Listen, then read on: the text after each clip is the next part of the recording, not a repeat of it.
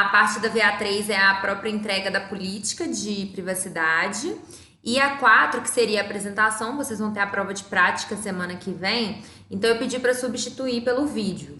Aí a dúvida da Renata era se podia fazer uma animação apresentando a política, um vídeo, tipo uma animação. E não, eu queria mesmo que fosse vocês apresentando, um ou dois integrantes do grupo explicando sobre a política. Se quiser gravar aqui a tela do PC, compartilhar a própria política, um PowerPoint, um slide, não tem problema, mas eu queria que fosse realmente um dos alunos explicando mesmo, tá? Como se fosse uma apresentação básica, uma reunião, vídeo rápido, curto, tá? Não precisa fazer nada muito complexo, porque tá todo mundo também já atoladíssimo, né, nesse final de ano.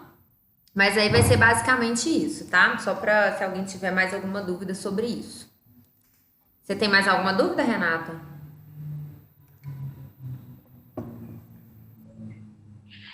Não, na verdade, a minha dúvida era o seguinte, se vão ser dois links, se no sistema da faculdade vai ter um link para VA3 e um link para VA4, ou se a gente vai ter que juntar a 3 com a 4. É isso que eu queria saber, entendeu? Tá, vai ser porque a gente fez uma...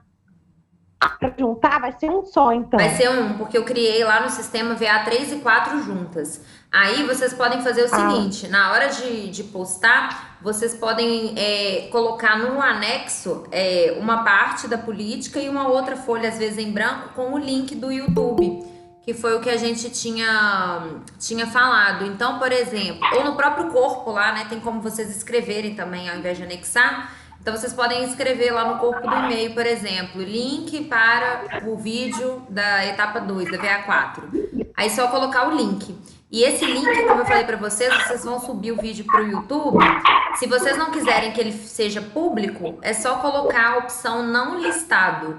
Aí, só quem recebeu o link vai ter acesso. No caso, eu, o grupo de vocês, né? Aí, só essas pessoas vão ter acesso. Aí, só responder na mesma, VA3 e 4 juntas, tanto com a política quanto com o link do vídeo, tá bom?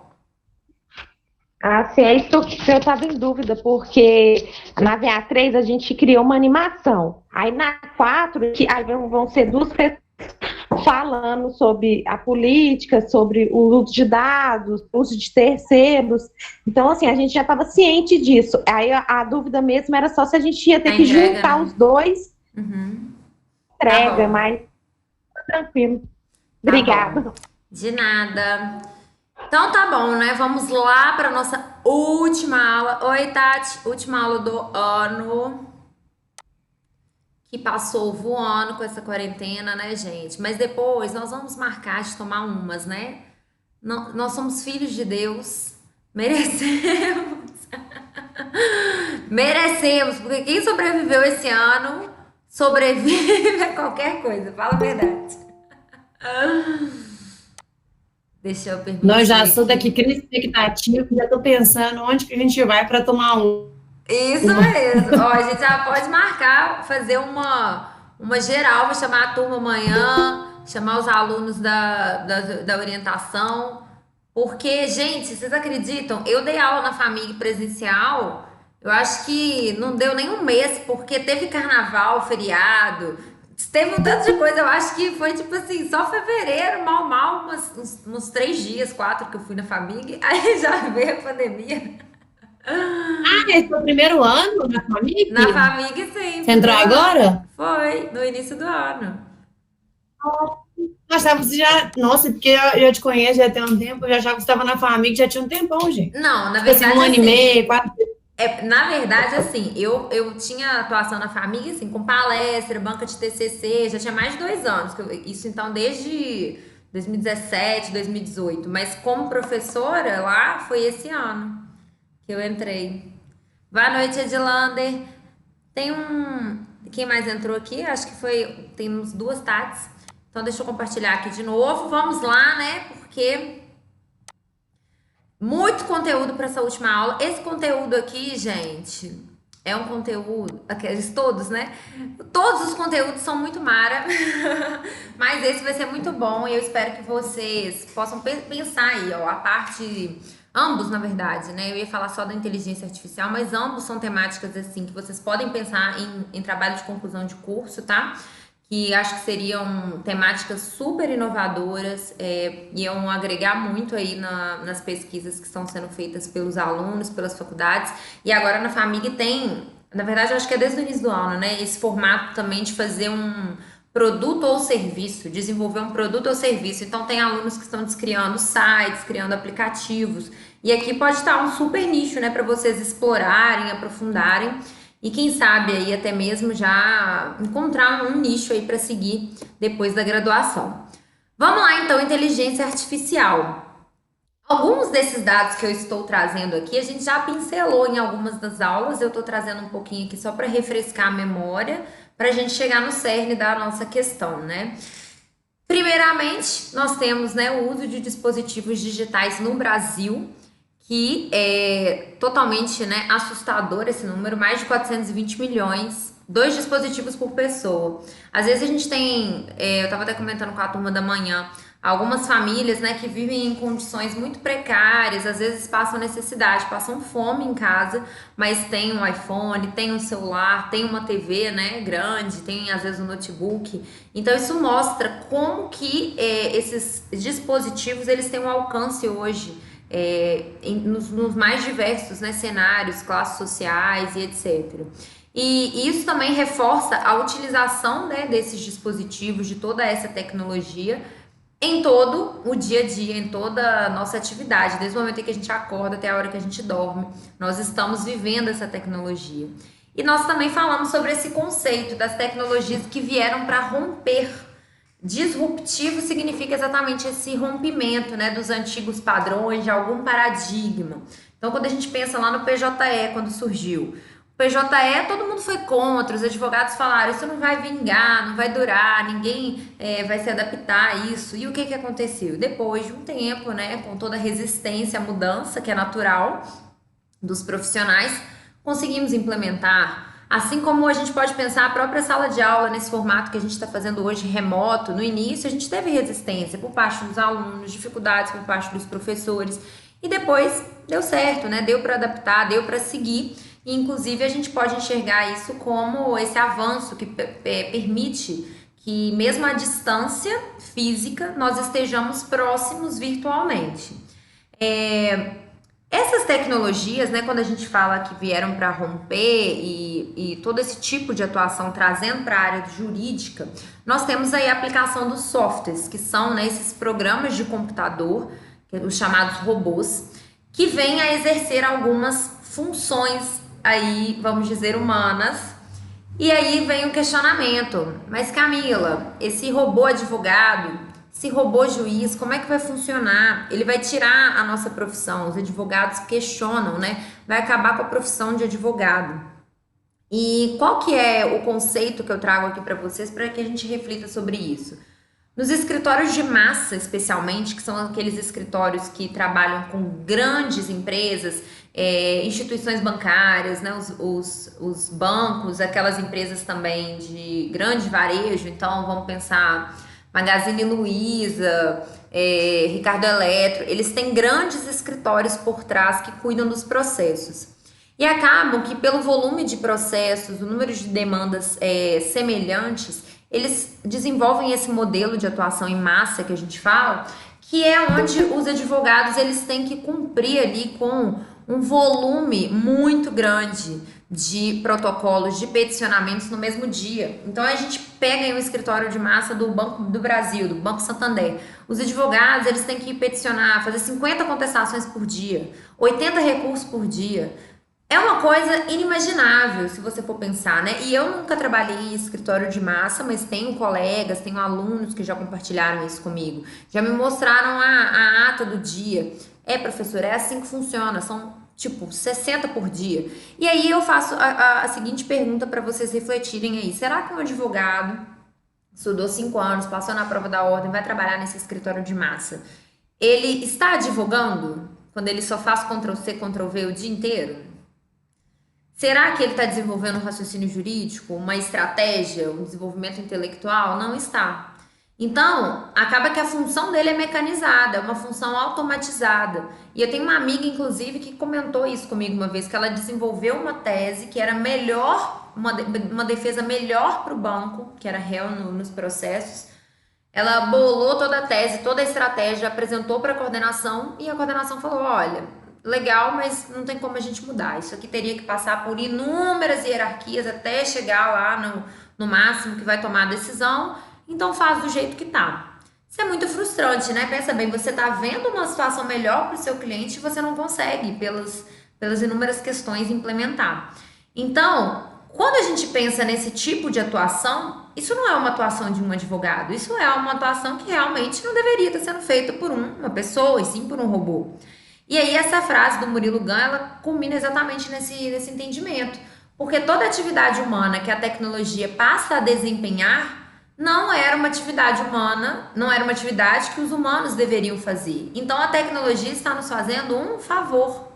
Porque aí, o tempo que estava sendo ali dedicado para aquele Ctrl+C, Ctrl+V, o robô vai fazer muito mais rápido, com muito mais eficiência, com menos erro, e o advogado vai poder fazer o quê? Focar na área estratégica, no desenvolvimento humano. Isso jamais vai ser substituído.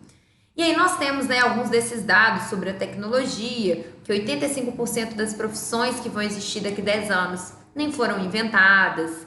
A análise da estatística aplicada ao direito, nos termos da jurimetria, um tema muito bom de pesquisa também, tá? Jurimetria. E a gente vai ter aí exatamente as previsões, os dados, a jurisprudência de forma concreta.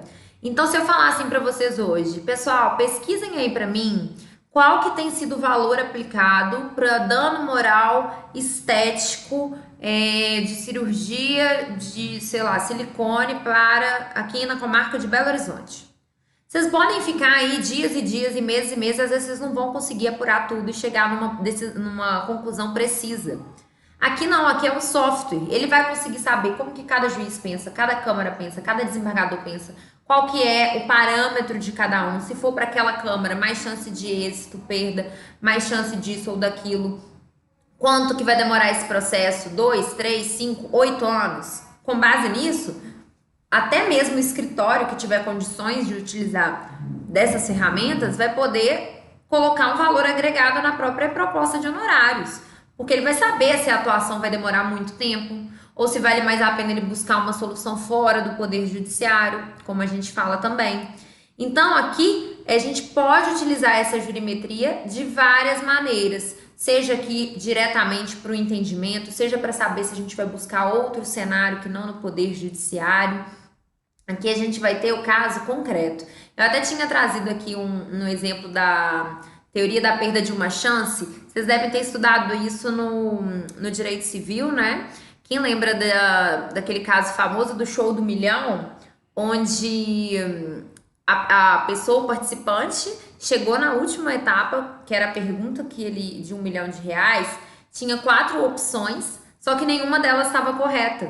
Ele, né, votou em uma das opções lá, perdeu, não lembro qual foi o valor que ele ganhou, e ele entrou com uma ação. E ele falou assim, olha, aqui na verdade eu tenho direito a 1 milhão, porque nenhuma das 4 perguntas, das 4 alternativas estava certa.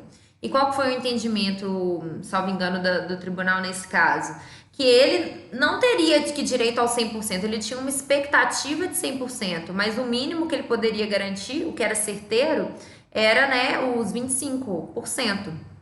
Então, enfim, esses dados, toda essa questão da estatística, a gente pode trazer para o nosso dia a dia para ter a efetividade de aplicar junto aos escritórios.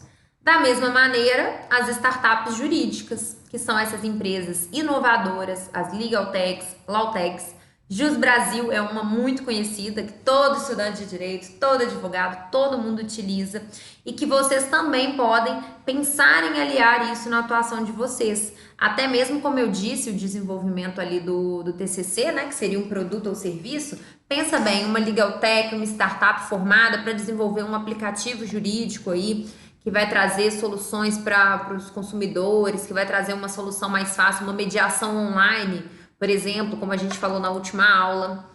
E lembrando desse último caso também, né, que eu já tinha falado para vocês da Kodak, que a Kodak, ela ficou, né, de forma obsoleta, escondendo o desenvolvimento da câmera digital, porque ela dominava o mercado na década de 70, 80, e aí o que aconteceu? Anos depois, outra pessoa desenvolveu a câmera, veio para o mercado e a Kodak fechou. Então, quando a gente pensa em todo esse cenário, qual que é a lição que a gente tira? Que no primeiro momento, a tecnologia a gente tem que usar como aliada, como uma ferramenta favorável.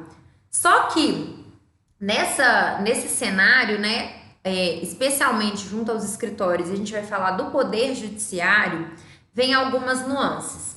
A primeira, nos escritórios de advocacia, eu trouxe o case da JBM Advogados. É um escritório muito grande que nós temos no Brasil e ele cortou pela metade o número de profissionais, substituiu por um software jurídico, um robô advogado, né, como dizem, e ele aumentou o número de processos e conseguiu lucrar nesse cenário. E aí as pessoas se questionam, nossa, mas Camila, demitiram, né, metade do número dos funcionários. Que tipo de advogado eles eram? Aí eles criaram até uma expressão, né, que é o PDAD, Profissionais do Direito Automatizados Desnecessários.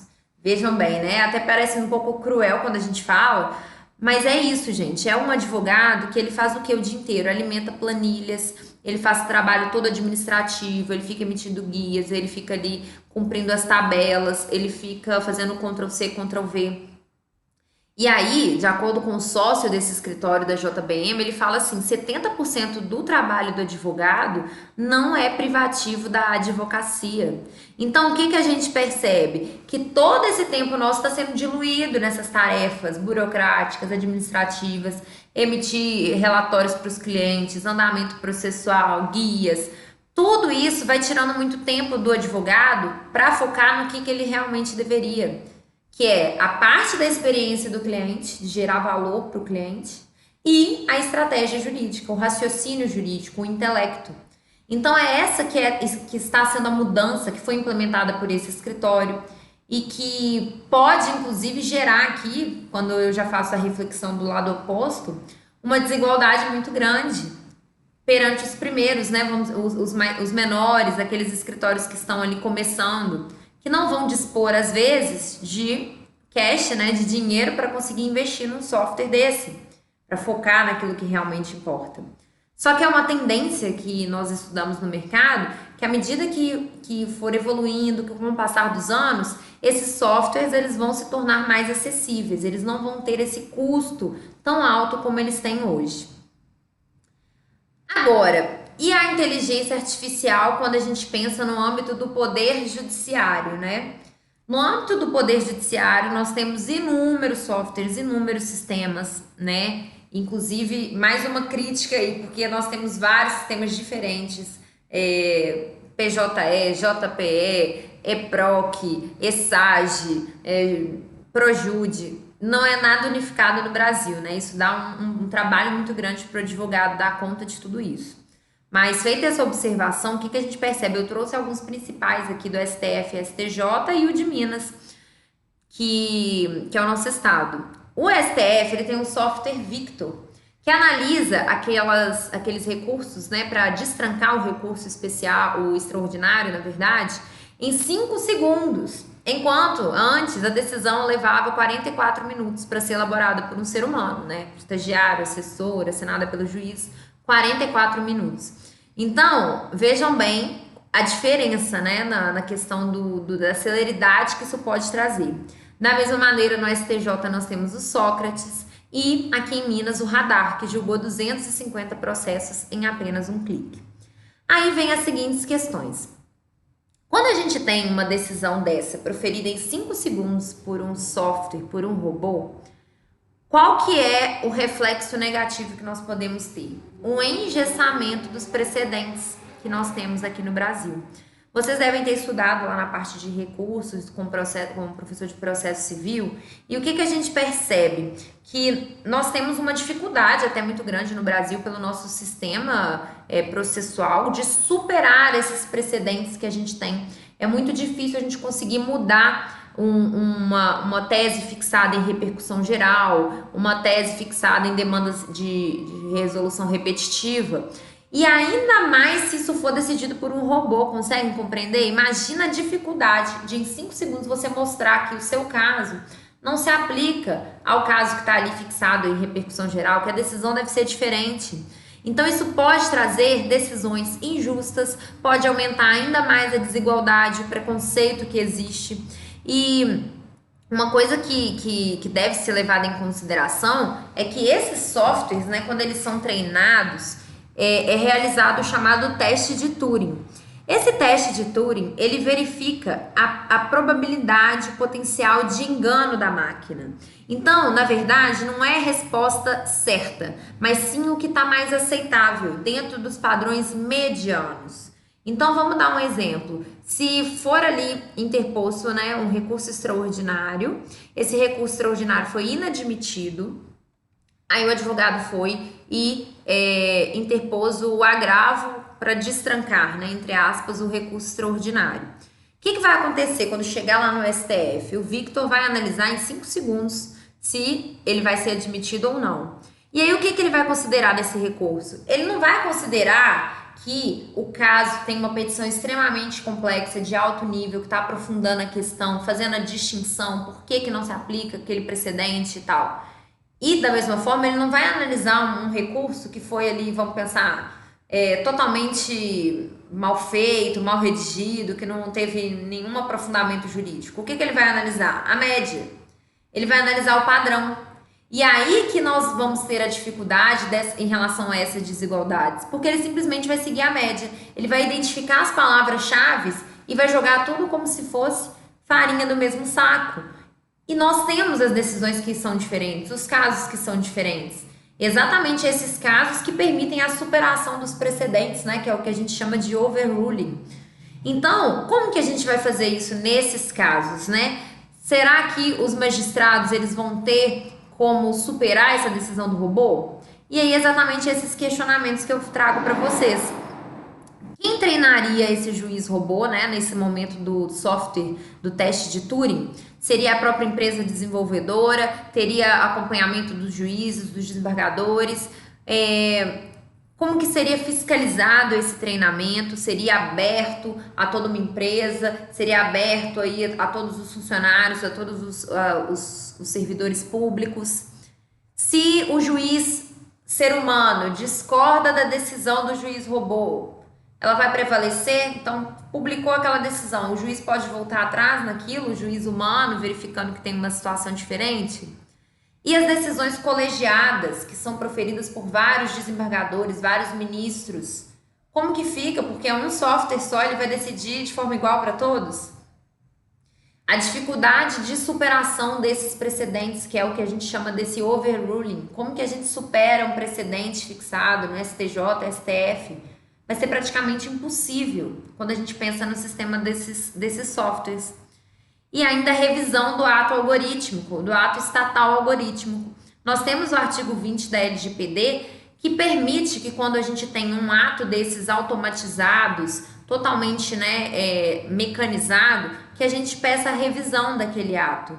Só que será que esse artigo, essa previsão da LGPD, a gente vai conseguir trazer aplicação para todo e qualquer processo? Será que se a gente tiver uma decisão proferida lá pelo software, a gente vai poder, com base nesse artigo da LGPD, pedir a revisão, como se fosse uma outra espécie de recurso dentro de um processo? Então, gente, todos esses questionamentos, eles não têm resposta. Nós não temos resposta efetiva sobre como isso vai ser. Ainda é relativamente, vamos dizer, novo, né? Especialmente os aspectos a gente vai percebendo com o tempo, 5, 10, 15 anos aí de aplicação, que nós vamos ver as consequências disso no dia a dia. E aí, os aspectos positivos, né? A gente tinha falado antes, no sentido de o advogado otimizar o tempo, focar na área humana, que realmente importa, mas e no âmbito do Poder Judiciário? A gente vai precisar cada vez mais daquele conhecimento que a gente chama de transdisciplinar, holístico, conhecimento de diversas áreas aqui, psicologia, hermenêutica, teoria do conhecimento, teoria do processo. Não vai adiantar ser só aquela questão da jurisprudência, da lei, da doutrina. A gente vai ter que ir muito mais além. Então, por isso que eu trouxe aí as inconclusões. E essas temáticas, tá, gente, são muito interessantes para vocês trabalharem no final do curso, tá? Especialmente essas partes aqui sobre vieses algoritmos, quando o... Saúde! Quando os algoritmos, eles começam a ter uma tendência discriminatória para um lado ou para o outro. Deixa eu ver o comentário do Edilande. É de grande valia para petições, pesquisas, mas o juiz é complicado. Exatamente, deve ser técnico, mas também humano. Eu penso exatamente da mesma maneira. Olha só um exemplo simples. A gente agora nessa reta final de ano, os juízes, né, todos, têm que cumprir meta, né? Metas estabelecidas lá no Conselho Nacional de Justiça. E aí o que que acontece? Tudo que ficou parado o ano inteiro, tudo que ficou às moscas o ano inteiro, advogado pedindo agilidade, pedindo andamento, nada acontecia. Aí chega agora, gente, esse final de novembro e dezembro, aqui ó, as publicações rolando assim, pipocando. E o advogado se ferrando, como sempre. Não tem cooperação processual para juiz, para MP, para defensoria. É só o advogado que se ferra, literalmente. E aí agora, eles saem fazendo tudo, gente, sem ler. É cada decisão que a gente tá vendo agora nesse final, que você fala assim, meu Deus, a pessoa não leu, olha esse caso, olha isso, olha aquilo, que a gente vai ter que recorrer, vou ter que opor embargos. Um tanto de dificuldade que a gente tem de um ser humano tentando cumprir uma meta. Então você imagina um software que por mais que ele seja inteligente, ágil, ele tenha um nível de eficiência muito grande, mas e o lado humano aí? Quantos casos eu tenho aqui de situações, às vezes, envolvendo ações indenizatórias, que eu tenho casos praticamente idênticos, uma decisão eu consigo um valor 20 mil, 10 mil, a outra 3 mil. E aí? E a uniformidade dessa jurisprudência? A falta de atenção ali àquele caso concreto, né? Só um parênteses aí para um caso meu específico, de uma ação reparatória, né? Com instalação de caixas de passagem de esgoto, água, caixa de gordura, em uma área privativa de alguns clientes, né? Eu entrei com alguns processos porque a gente não conseguiu solucionar extrajudicialmente. E aí, pensa bem, a pessoa vai morar num apartamento que ele comprou uma área privativa, achando que era uma área exclusiva dele. E quando ele entrou no imóvel, era o imóvel que foi comprado na planta, quando ele entrou no imóvel, o que aconteceu? Ele descobriu que na área privativa dele, na verdade, era uma área exclusiva de uso comum, porque todos os dejetos do prédio, de gordura, de sabão e esgoto, iam para a área privativa dele, e ele teria que receber a cada 3 meses empresas para detetizar, para fazer a sucção daqueles materiais. Então imagina só, né, falta do dever de informação pré-contratual, né, o dano que foi causado para esses moradores que vão ter que, pessoas ali que não têm, né, uma condição financeira muito grande, não vão mudar de imóvel, elas compraram aquele imóvel ali para morar a vida inteira. Vai ter que a vida inteira estar sujeito a cada 3 meses abrir a residência para receber as pessoas com mangueira, com barata, com isso, com aquilo. Se não receber, paga R$ 500. Nada disso foi informado. Então eu pergunto para vocês, será que esse dano ele é um dano que pode durar para a vida inteira, né? Então eu tive um caso que aplicou um dano moral de 20 mil, um outro que aplicou de 10 mil. E aí veio um último caso que o juiz aplicou dano moral de R$ 3.000. 3 mil, que foi o mesmo valor que ele fixou para uma pessoa que teve um atraso de voo de 5 horas. Ela atrasou 5 horas no voo, um dia, vida que segue, chegou no destino, ela ganhou R$ 3.000. Então imagina, se faltou sensibilidade para o ser humano de dar uma decisão assim, o que o software não vai fazer, né? São esses questionamentos que ficam. Então reflitam sobre essa temática aí, tá? Essas discussões são muito profundas. Quem estiver participando, você tem que mandar o vídeo lá ainda para ganhar o nosso livro 5.0, tá? Tem muitos artigos relevantes sobre esse tema e vocês podem aprofundar aí no TCC. Então fica aí, né? Reflexão, avanço, ameaça, oportunidade. E bora para o segundo tópico agora, gente. Alguma dúvida? Vamos então para o marketing jurídico agora.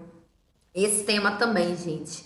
Que é assim, um dos que eu acho mais relevantes de eu conseguir colocar na nossa ementa do curso, porque eu desconheço faculdades em Belo Horizonte que tenham essa temática, tá? Vocês então já estão anos-luz no mercado, já estão saindo na frente dos concorrentes, porque vocês estão tendo essa oportunidade ainda na graduação.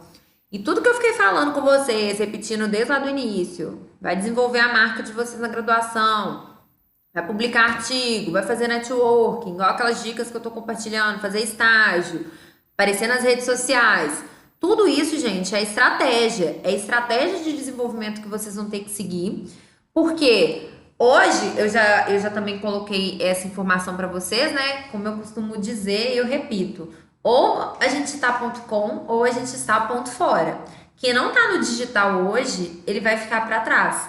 Os clientes hoje estão no mundo virtual, os clientes são digitais. Então a gente tem que se adaptar, tem que enfrentar aí a timidez, tem que enfrentar a vergonha, tem que enfrentar todas as crenças limitantes e começar a enxergar isso como ferramenta de trabalho, como uma oportunidade. E aqui nós vamos utilizar tudo isso de forma favorável para como converter, como agregar o valor no mundo virtual e conseguir a conversão no mundo real, né, no offline que a gente fala. Como que eu vou conseguir fazer isso? E hoje, né, os brasileiros eles passam uma média de 9 horas por dia no Instagram. 9 horas por dia. E essa pesquisa ela não foi feita com pessoas que utilizam como ferramenta de trabalho, né? Utilizam sim como lazer, como né, passando tempo ali no Instagram. Então eu falo para você, será que vale a pena você ficar utilizando também 9 horas por dia, passando todo o seu tempo ali dedicado ali de forma vazia, desnecessária? Uma coisa é você utilizar como ferramenta de trabalho, que é o que a gente vai falar aqui, aí tudo bem, né? A gente vai ter que dedicar um tempo a mais para isso.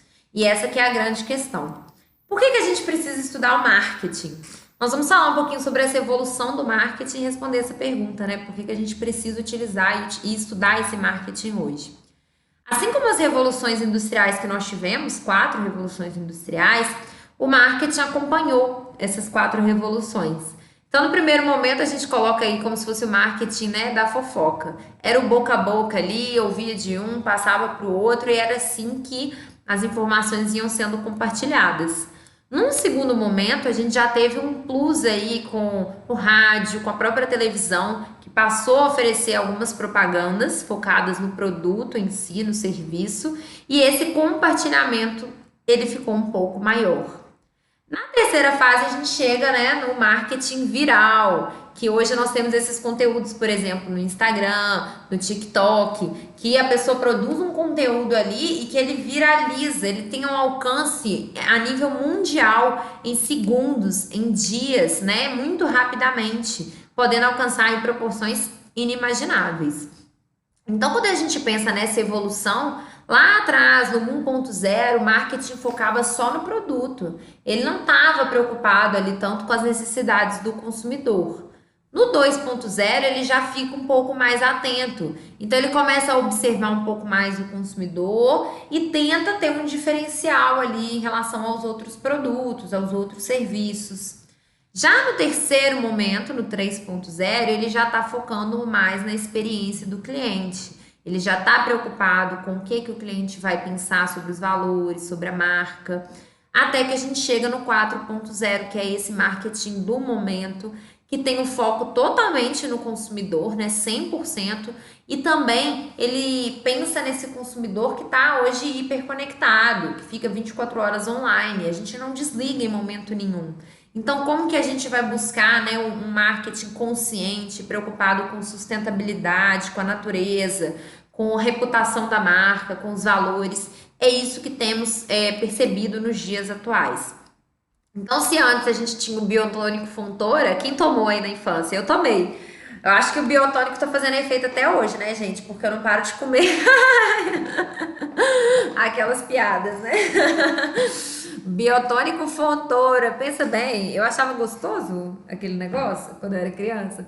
E era assim, olha só o anúncio, como que ele era feito, né? Tipo, me compre, era totalmente apelativo, aquela coisa agressiva, né? Poluição visual. Hoje não. Hoje é o que tá por trás da marca. Por que você deve me comprar?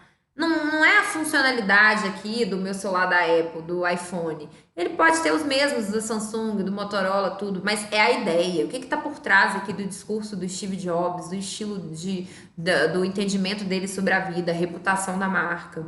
É isso que a gente compra hoje. Então, se eu falar com vocês assim, Comprem o café da Starbucks, como eu falei na última aula, porque vocês vão viver uma experiência totalmente diferenciada e tal e tal. Vocês vão chegar lá no aeroporto, em São Paulo, quando vocês forem viajar, qualquer dessas situações, se vocês virem Starbucks, vocês vão lembrar na hora, nossa, eu vou comprar, porque a Camila falou que esse café aqui é o café que vai me permitir viver algo diferente. Você não tá perguntando qual que é o grão, qual que é sei lá, da onde que veio, você não tá preocupado com isso. Assim como as pessoas hoje, né, têm a influência das blogueiras. Por que que as blogueiras hoje são o maior investimento das marcas, especialmente de produtos, cosméticos, roupas? Porque quando eu vejo lá, sei lá, eu até que eu não acompanho muitas blogueiras não, mas vamos pensar uma aí que eu sigo. Eu sigo uma blogueira que chama Constanza Fernandes. Ela fala lá assim nos stories dela: ah, eu comprei esse produto aqui pra pele, ele é muito bom e tal. Eu não pergunto da onde que veio, qual que é a fabricação e tudo tal. O que que eu vejo? Se ela tá alinhada, se ela entende que aquilo ali é válido, se a influência dela faz sentido pra mim, eu compro. Então, por que que eu compro? Para me garantir todas essas experiências. E o mercado hoje desse marketing, ele fala exatamente sobre isso, sobre essa conexão, sobre esse compartilhamento. Todos esses aplicativos que a gente tem hoje, Netflix, Airbnb de aluguel de imóveis, Uber, iFood, tudo, gente, está completamente intrínseco, está relacionado, está conectado. É um mercado em ação, em constante movimento. E aí eu respondo a pergunta, então, por que que a gente deve estudar o marketing? Por que que nós devemos falar sobre isso, desenvolver esse marketing jurídico? E a resposta está nessa frase do Eric Kallman. Nós não temos escolha se fazemos mídia social ou não. A questão é o quão bem nós podemos e devemos fazer isso. Não tem mais opção. Embora eu saiba que alguns possam relutar, tem outros alunos que falam comigo: professor, eu não levo jeito, eu não quero fazer isso e aquilo. Veja bem, não é uma opção. Se você não fizer, você está diminuindo consideravelmente as suas oportunidades no mercado de trabalho.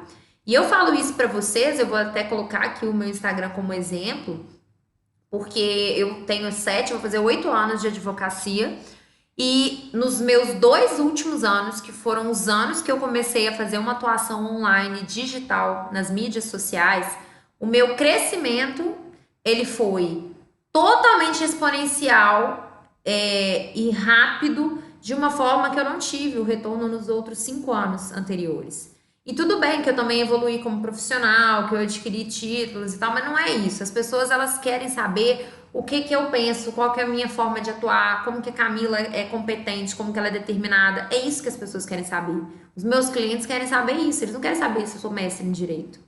Então, como que eles vão saber isso se eu não mostrar o meu trabalho online? Antes de eu ser encontrada, eu preciso ser encontrável. Então, antes, por exemplo, na docência, em sala de aula, quando eu estava iniciando como professora, eu buscava oportunidades, eu fazia palestras, enfim, participava, né, de seminários, etc.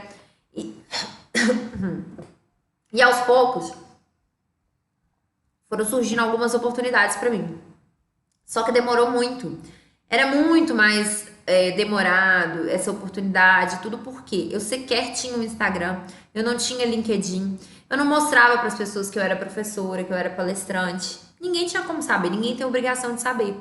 E hoje, qual que é o momento que eu cheguei? Que as pessoas me buscam pelo próprio Instagram, pelo LinkedIn e me convidam para ser professora em tal instituição, para fazer uma palestra na OAB em tal lugar. Conseguem perceber então o impacto que isso pode trazer? E ainda que eu não utilize o meu perfil para clientes, pessoa física, diretamente, para o cliente final, o cliente vem de forma indireta. Ele vem por indicação de outros advogados, por parcerias. Ou às vezes o cliente vai lá e me manda um direct mesmo. Olá, Camila, eu tô com uma dúvida sobre isso, você atua nessa área? Aí o que que eu falo? Sim, me passa seu contato que a gente vai agendar. O que eu não posso fazer é eu mesma sair mandando mensagem para as pessoas lá, e a gente vai falar sobre isso daqui a pouco. Mas então essa evolução no marketing, né, no primeiro momento era o quê? Todo escritório pomposo, né, com vários, aquela coisa gigantesca, muito tradicional, cartão de visita físico, que eu fiz também quando eu me formei. E hoje não, hoje é o quê, gente?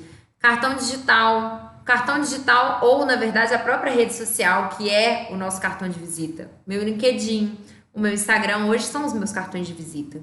E a gente não precisa pensar naquele tradicionalismo. Me formei, preciso abrir escritório. Não. Você pode abrir e desenvolver um modelo de escritório de advocacia virtual, que é o meu modelo atualmente, inclusive. Se tiver uma necessidade urgente de um cliente que quiser presencial, eu vou atender num coworking.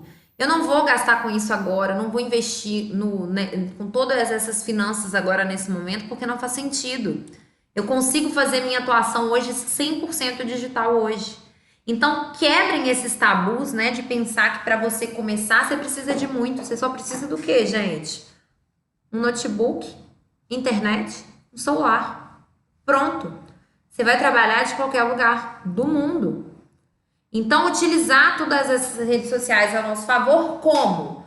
Desenvolvendo o marketing de conteúdo. O que é o marketing de conteúdo e como que a gente vai fazer essa atuação? Marketing de conteúdo é uma produção de conteúdo informativa. Informativa sobre assuntos relevantes para um público específico, buscando o quê, gente? O engajamento e converter esse cliente do digital para o offline. É isso que a gente quer com essa produção desse conteúdo. Nós temos 2 tipos de marketing, né? Um que a gente chama do marketing inbound e o outbound. Esse marketing inbound é exatamente esse marketing de conteúdo, que é o quê? De dentro para fora. É você oferecendo conteúdo, produzindo, para que as pessoas venham até você. É como se fosse você jogando a isca para o peixe fisgar. Diferente das empresas, quando desenvolvem o marketing apelativo, que ele vai ficar fazendo o que pra gente? Mandando anúncios, mandando publicidades. Me compre, acesse já, veja essa oferta. Aqui não. Aqui eu tô produzindo valor. Eu tô todo dia ali, ó, colocando uma isca, colocando uma isca, colocando uma isca. Vai chegar um momento que vai vir um peixe e vai fisgar. Essa é a produção de conteúdo que a gente vai falar aqui. E não tem só Instagram, tá? Embora eu vá trabalhar um pouquinho aqui sobre o Instagram, nós temos várias mídias sociais. E o advogado, tô falando aqui advogado, mas se você for também, né, buscar o desenvolvimento de qualquer outra carreira jurídica, ou até mesmo não jurídica, se você não for fazer nada com o curso de direito, você tem que sair em várias delas, porque cada uma delas vai te trazer uma experiência e uma oportunidade diferente. Então, por exemplo, o Facebook, vai ter um público lá no Facebook que é um público que não tá no Instagram. É um público ali de umas pessoas, às vezes, com uma certa idade um pouco mais avançada, clientes, pessoas físicas que você possa ter. O Instagram já vai ter um público que é mais jovem, mais engajado, que você vai poder fazer parcerias, vai poder ensinar coisas para outras pessoas que estão vivendo a mesma realidade que você. Podcasts, que estão em alta, inclusive ano que vem eu tô com um projeto de desenvolver um podcast, né? Falando aí sobre carreiras jurídicas.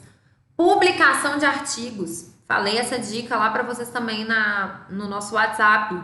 Publicar artigos no Jus Brasil, gratuito. Escreve uma página. Mas Camila, o que eu vou escrever? Eu sou estudante. Você vai escrever o que você estudou no seu resumo para a prova hoje. Semana que vem vocês vão fazer prova de prática penal. Você vai dar dicas de como elaborar uma peça prática penal. Você vai dar dica de como estudar, como elaborar cronogramas de estudo, como manter disciplina e organização para estudar no formato remoto. Você vai escrever sobre o seu dia a dia, sobre o que você pode falar, a importância de fazer um currículo atrativo para uma entrevista de emprego, como fazer um currículo no Canva, como organizar o planejamento do estágio, do estudo na faculdade, com a família, qualquer coisa que seja do seu dia a dia. No LinkedIn, que é a rede social profissional. Se vocês não têm LinkedIn, criem para ontem e comecem a seguir os escritórios que vocês desejam fazer parte, as startups, as legal techs, os lugares onde vocês querem frequentar, as pessoas que vocês querem se relacionar. Comecem a interagir, a engajar, comentar os posts, as publicações.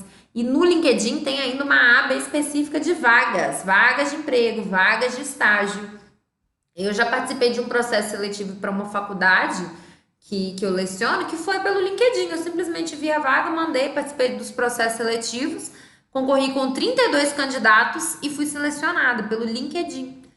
E aí, vejam bem, nessa vaga, quais eram os requisitos da vaga? Ter um canal no YouTube, ter um LinkedIn e ter um Instagram profissional.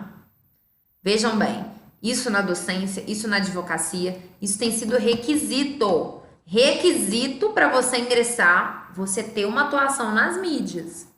Então entra aí também o YouTube, que vocês podem produzir vídeos curtos, dica de direito civil, dica para o OAB disso. Não tem problema nenhum, você não tem que se definir uma área agora, vocês estão na faculdade ainda. Mas mostre para as pessoas que você é um profissional que estuda, que você leva a sério seus estudos. Isso é fazer networking, gente. É na faculdade, com as pessoas que você se relaciona, com seus professores, online. Blog também, você pode criar um blog gratuitamente. Tem um site que chama Wix, W-I-X. Você cria um blog seu gratuito, você pode compartilhar lá os congressos que você participou, os processos que você participou e que foi aprovado, os artigos, resumos, cronogramas para bem, inclusive ganhar dinheiro com isso, tá? Ganhar dinheiro com isso. Imagina só se você começar a divulgar lá que você faz revisão de trabalho de ABNT, normas da ABNT. Tem meus alunos agora da monografia aí que estão pirando. Tiveram desde o primeiro dia de orientação eu falando, faz o trabalho na BNT, faz o trabalho na norma. Chega no final, tá lá o trem todo sambado, porque não fez na norma, agora não acha a página da referência lá que buscou. Então, tem gente que simplesmente não está disposto a aprender, não quer fazer, então às vezes ele vai pagar uma pessoa para fazer isso. Ele vai pagar você para fazer uma cópia, um protocolo. E como que essa pessoa vai te encontrar? Se você não se mostra, como que ela vai te achar? Então, a gente vai fazer toda essa interação online por meio de uma estratégia, né, que vai seguir aqui 3 pilares: constância, relevância e identidade. Por que constância? Não adianta você aparecer um dia, fazer um post no Instagram, fazer um artigo lá para o Jus Brasil e sumir no mundo. Sumir 6 meses, nunca mais dar as caras, não respondeu ninguém, não respondeu nenhum comentário. É muito importante ter essa constância. E aí vocês vão falar, Camila, mas é muito difícil ficar ali todo dia e tal. Você vai falar então, eu começo com um post por semana. Uma dica lá no Jus Brasil, um artigo por semana. Um dia eu entro no Instagram, um dia eu entro no LinkedIn, um dia no Jus Brasil. Mas é um dia fixo que eu não posso falhar. Depois eu aumento para 2, para 3. Você vai inserir isso na sua rotina como um hábito de trabalho. Relevância com os assuntos que sejam interessantes, pertinentes.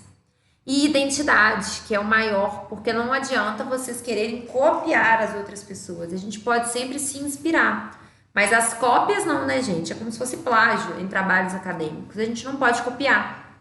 Coloque seus valores, seus princípios em tudo que você fizer. E aí eu vou trazer agora o conceito, né, do artigo 39 do Código de Ética e Disciplina da OAB, que é o que fala exatamente sobre essa publicidade profissional. Muita gente se pergunta, mas Camila, eu posso fazer marketing jurídico? A OAB veda. E aí qual que é a minha resposta? Leia o artigo 39 do Código de Ética. Propaganda é proibida. Publicidade é permitida. Qual que é a diferença? A propaganda, ela é pejorativa, mercantilizada, consulta grátis, ligue já, juros abusivos, ligue já, panfleto, outdoor. Ela é pejorativa, ela é mercantil.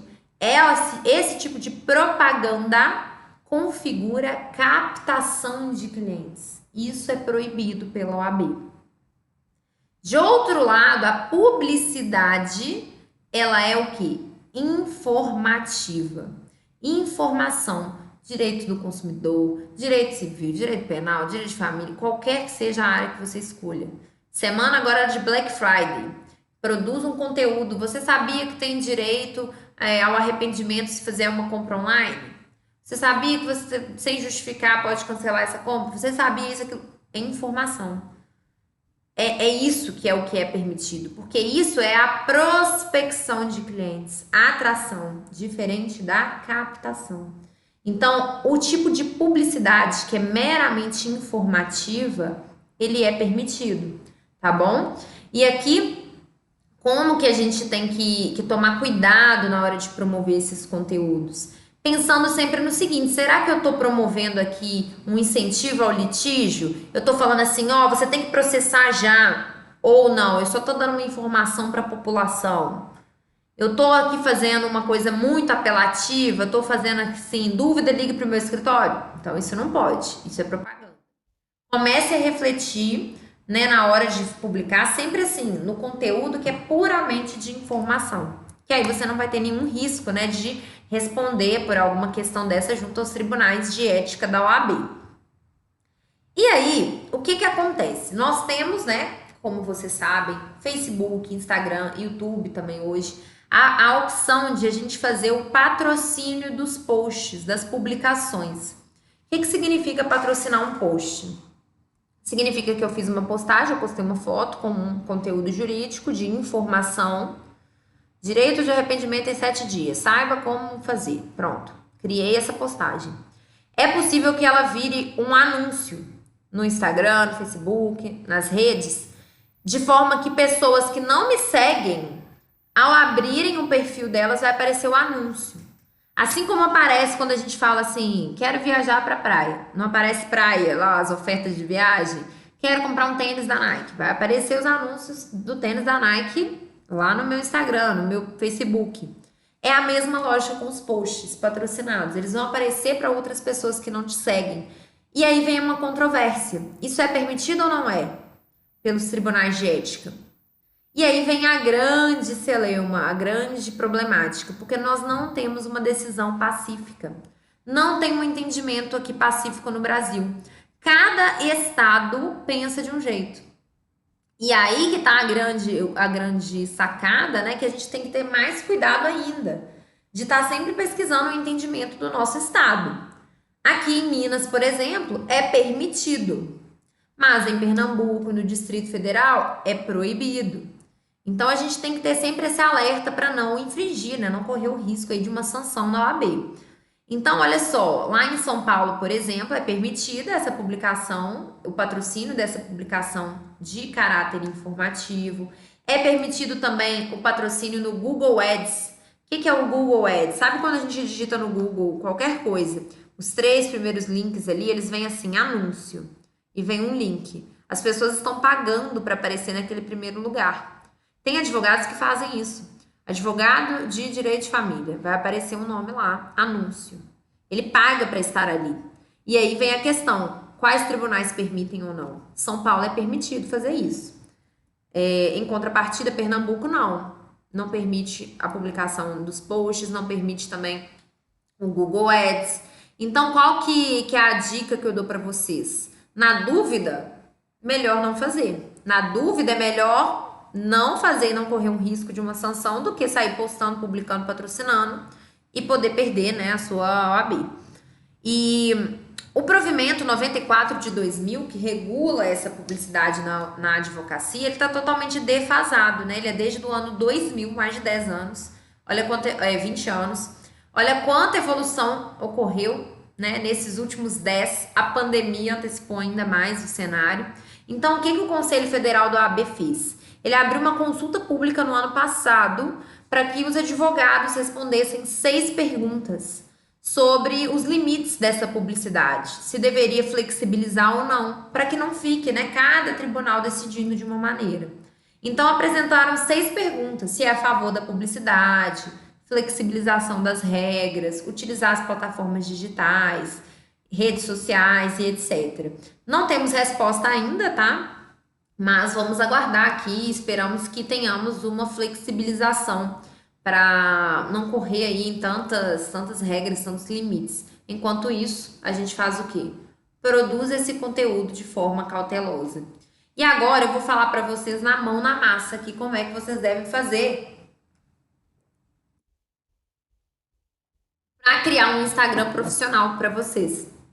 Mesmo como estudantes, não tem problema. Na verdade, ainda melhor, se você criar hoje, você vai falar assim comigo ano que vem, nossa, Camila, ainda bem que eu segui seu conselho, porque hoje eu já tive várias oportunidades por meio do Instagram. E quem não criar, vai passar um ano e vai falar assim, nossa, eu devia ter seguido o seu conselho, Então, gente, eu sei que conselho, todo mundo fala, né, que se fosse bom, a gente vendia. Mas esse conselho, nossa, vocês têm que seguir. Mesmo que seja gratuito, mesmo sem eu cobrar por ele, porque, gente, vai ser um diferencial na carreira de vocês, tá? Como que a gente começa, então? Primeiramente, vocês vão criar o perfil de vocês, vão abrir a conta, não pode ter um perfil fechado, tá? Vocês vão fazer um perfil que é de produtor de conteúdo e esse perfil ele tem que ser aberto. Aí vocês vão falar, Camila, mas eu quero postar minhas fotos na praia de biquíni. Então você deixa esse perfil para você fechado e faça um outro aberto. Mas qual que é a questão? E um futuro cliente? Ele vai descobrir que você tem um perfil privado, ele vai te seguir e você não vai aceitar, porque tem foto sua de biquíni na praia. E aí? Ele vai sentir uma desconfiança. Por que ela não me aceitou? Por que minha advogada não me aceitou? Tô falando aqui biquíni na praia, mas mesma coisa lá, tipo assim, o homem postando foto na balada, pegação, sei lá, né? Só bebida, só farra. Tipo assim, é a imagem que você quer passar, né? E eu gosto muito de explicar isso também para os meus alunos no seguinte sentido. Não é que você, por compartilhar ali o seu trabalho, teu perfil profissional, você não tem vida pessoal, tá, gente? Por exemplo, eu às vezes eu compartilho aos finais de semana que eu tomo cerveja, que eu tomo vinho, que eu tô saindo com, sei lá, com as amigas, que eu tô com meu namorado e tal, não tem problema você fazer isso. Só que qual que é o problema da pessoa que só mostra o lazer? O problema é que ninguém tá vendo o que ela tá fazendo de segunda a sexta, trabalhando, ralando, fazendo faculdade, fazendo estágio. Ninguém tá sabendo o que você tá estudando. Quem sabe que você tá fazendo faculdade de Direito? Quantas pessoas sabem que você tá quase se formando? Então, imagina só, se você só posta você bebendo, happy hour, farra, curtição. Que imagem que você tá passando pro seu público? Que você só faz isso. Que você só vive na farra, porque você não mostra que você trabalha. Conseguem perceber? Então aí que tá a necessidade de mostrar para as pessoas que você tem uma dedicação, que você leva a sério, né, o seu trabalho, seja ele estágio, seja o seu estudo na faculdade. Então por isso que a ideia é essa de fazer um perfil aberto, comercial, para você começar a compartilhar esses seus bastidores. Então, um nome de fácil busca. Não adianta colocar nome lá, Camila Soares 12345 _ arroba. Nome difícil não. Pega o seu nome, sobrenome, pronto, acabou. Entendeu? Um nome fácil que as pessoas vão ver ali todo dia e vão saber que é você. No texto, o que as pessoas vão ver aqui no meu perfil? Uma advogada civilista 4.0 que ama ensinar. Algumas das minhas qualificações aqui, onde sou professora e tal. Um link que vai direcionar para vários outros canais, para blog, para agendamento de consulta, para o LinkedIn, para o Jus Brasil, para o Telegram. E os destaques, que são aqueles stories que ficam salvos aqui com os conteúdos relevantes. Então, como que você, estudante, lá poderia fazer? Vamos pensar lá, a Verônica que gosta. Só que não, né, Verônica? Verônica Estrela. Ela vai pôr o nome dela aqui no Instagram. E aí ela vai colocar estudante de direito, FAMIG. Vai colocar lá, por exemplo, alguma particularidade aqui em relação a estágio que ela possa fazer, período, 8º período de direito. Vamos pensar que a Verônica faça ali cronogramas para estudo no AB. Ela coloca aqui cronogramas de estudo do AB e põe um link abaixo. Pode inclusive vender isso. Imagina só. E aí vem o segundo momento. O que você vai começar a compartilhar para gerar essa sua autoridade? Você vai pegar os assuntos que você está no seu dia a dia. Estudou hoje para a prova de prática penal? Fez um resumo? Mostra isso lá no seu perfil. Printa o resumo. Oferece para as pessoas. Quem quiser, eu estou vendendo esse resumo por R$1. Ganha dinheiro. Mudou o nome, Verônica? E aí, vocês vão falar assim... Pode falar, Verônica. Eu mudei meu nome hoje, pensando justamente nisso. Eu falei, nossa, gente, mas esse nome aqui não dá para saber que é eu, né? Assim, com apelido, essas coisas. Falei, não, vamos mudar. Mudei hoje para ver com o meu nome completo e meu sobrenome. Exatamente, tá vendo? Telepatia. E aí vocês podem falar assim, mas Camila, eu não tenho ideia, não sou criativo. Vários nãos que a gente fala que é o mindset fixo, né? Aquele que as crenças limitantes. Não consigo isso, não sei aquilo, não, não, não. Aqui o que que você vai fazer? Planejar o seu conteúdo. Quando você planeja, não tem espaço para essa falta de criatividade, para essa falta de inspiração. Na aula passada eu mostrei para vocês o Trello, né? Aquele aplicativo gratuito que a gente utiliza para várias situações. Vocês viram o meu banco de ideias. Toda vez que alguém me pergunta uma dúvida, professora, como que eu faço aqui para postar tal coisa em tal lugar? Eu vou lá, coloco no banco de ideia. Um cliente me pergunta uma coisa, qual que é a diferença disso e daquilo? Eu ponho no banco de ideia. O que é a advocacia 5.0? Ponho no banco de ideia. O que eu faço todo domingo? Eu reservo 1, 2 horas no domingo para planejar a semana. E isso é necessário, tá, gente? Esse planejamento, essa organização para o seu estágio, para a sua rotina de estudos, para tudo. Não tem como a gente ir sair vivendo, né? Igual Zeca Pagodinho, deixa a vida me levar, a vida leva eu. Não sei nem qual que é a minha agenda hoje, não sei o que eu faço, perdi o compromisso, não anotei, perdi o post-it. Não. Planejamento, organização, agenda. E aí você vai elaborar o que você vai postar. Como eu falei, vai ser difícil no início você cumprir todos os dias, mas você tenta fazer um por dia, um por semana, 2 por semana. Então, ideias aqui para não cansar o seu público. Segundo, um post motivacional. Quem me segue vê que toda segunda-feira eu posto uma frase de incentivo. Agora, outro dia você pode postar a sua rotina no seu estágio, como que você estuda para a faculdade, o como fazer no outro dia, 3 dicas para fazer uma boa peça, 3 dicas para elaborar um mapa mental de direito penal, de direito civil, de LGPD. E aí, como eu falei, você pode inclusive monetizar isso. Dar dicas de livros, de séries, de filmes que vocês tenham assistido, que sejam relevantes. Utilizar algumas hashtags, né, que são ali estratégicas, direito, advocacia, justiça, e criar alguma mesmo sua. Então, eu tenho algumas que são minhas, porque a pessoa, quando clicar nelas, vai ter acesso a todos os meus posts. Assuntos do momento no Google Trends.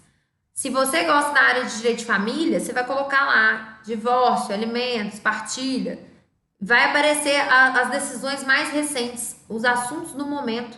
E aí você vai poder fazer um post de uma notícia, de um artigo comentando aquilo. E aí vai ser a primeira a falar sobre isso. Então, seu conteúdo ele vai ficar viral, como a gente fala, né? Um conteúdo hype. Vai ter um alto alcance porque você foi a primeira pessoa a falar sobre isso. E alguns aplicativos que eu coloquei aqui. De fotos, edições de vídeos, para ficar um pouco mais atrativa essa sua publicação, para ajudar, né, nesse engajamento. Ou seja, né, finalmente, caminhando para o fim, né, da nossa disciplina. O que eu quero que vocês tirem, gente, de todo esse semestre? São muitas informações, são muitas mudanças. É algo totalmente diferente do que vocês estão acostumados, no tradicional, na caixinha, na viseira do direito. Mas o que eu quero que vocês pensem aí? Que não adianta vocês quererem, né, serem profissionais inovadores, profissionais tecnológicos, modernos, totalmente inovadores, se vocês não implementarem isso dentro de vocês. Então, começa onde? Na mentalidade. Não adianta sair da caixa se ela não sai de você. Então, antes de querer, às vezes, mostrar para o mundo, participar, né, dos processos, dos Instagrams, das redes sociais, tudo, é você que tem que mudar por dentro. Como que eu quero ser como profissional? Eu quero ser um profissional que se destaca da multidão? Eu quero ser um profissional que faz diferente? Ou eu vou seguir aqui a manada? Eu estou fazendo a mesma coisa todos os dias. Então, é aí que está a grande questão. Vocês começarem a mudança por dentro, para depois ela ser implementada na prática. E eu trouxe essa imagem aqui também para mostrar para vocês que muitas vezes a gente vê o sucesso das pessoas, de algumas pessoas, e a gente julga, a gente tem inveja, a gente critica. Ah, porque aquela pessoa, ela tem um escritório muito chique, caríssimo, ela ganha muito dinheiro, é isso, aquilo. Nossa, a pessoa não trabalha, ela só viaja, ela é isso, ela é aquilo. A gente vê sempre o quê? Esse sucesso, né? Que é como se fosse o pé da bailarina aqui enfaixado, com a sapatilha. Só que o que ninguém vê? O esforço que há por trás. Ninguém vê o pé calejado, o pé machucado, o pé sofrido. Ninguém vê as horas de sono não dormidas, os finais de semana que vocês deixam de participar das festas de família, dos eventos com os amigos, de reunir para estudar para uma prova, para fazer um trabalho, para passar na prova da OAB que vocês vão ter que fazer, para concluir o TCC. E isso é só o começo, tá? Mas tá tudo bem. Não tem como, não existe um gatilho, um atalho para que a gente tenha uma carreira de sucesso sem trabalho duro, sem disciplina.